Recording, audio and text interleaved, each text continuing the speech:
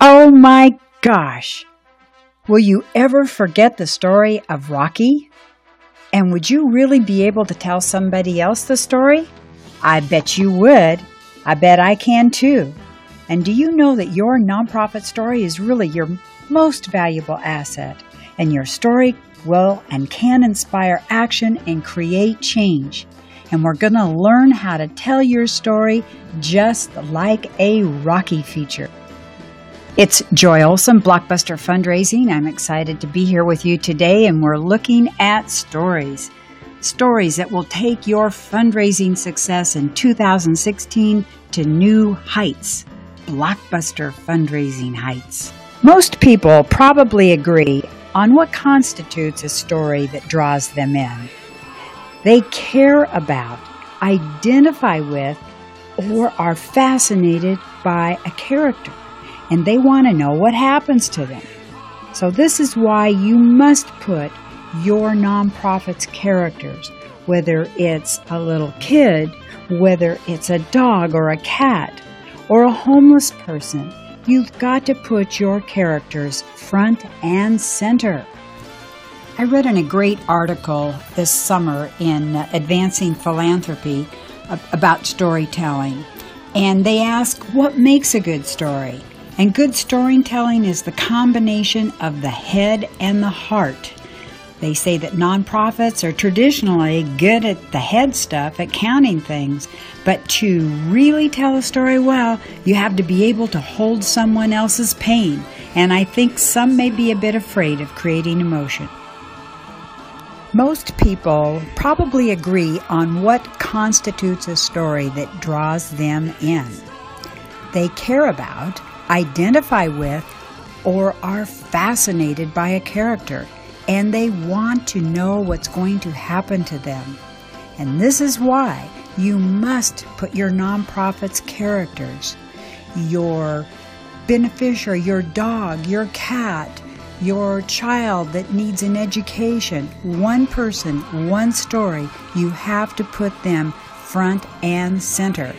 And if you need examples, you have to look no further than the familiar stories that have been drawing people in for many years.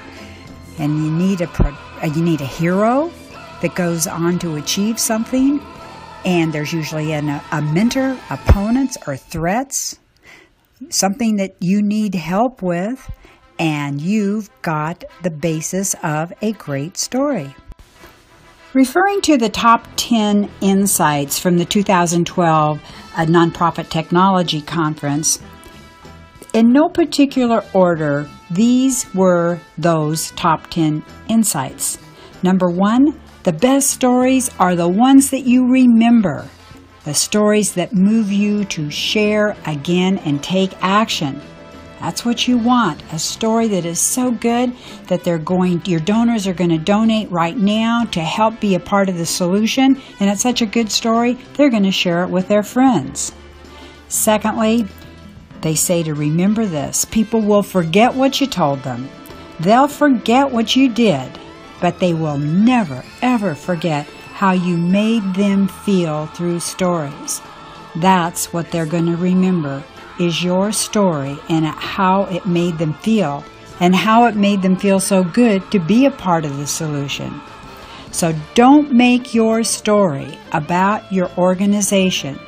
Make it about your cause and the particular character in your story that you are going to be able to help. Another top insight is to remember that your storytelling doesn't have to live within your marketing team. Your donors, your supporters can all contribute to a culture of storytelling. So you tell the story and then they'll tell it and reshare it, and that's how a branding too with stories really gets started. And you also want to think about how you could record some stories. Pair people up, they say, with volunteers that have recorders, and talk to your donors or talk to staff. Figure out some really great stories to tell. And are you wondering which medium to use for storytelling? How to choose? Well, of course, you're going to tell your stories in direct mail, maybe in your newsletter, but hey, use video. Use video for motion and emotion. That was one of the top 10 insights back in 2012. And boy, howdy, in 2016, video is king. Tell your story in video. Well, what is a story?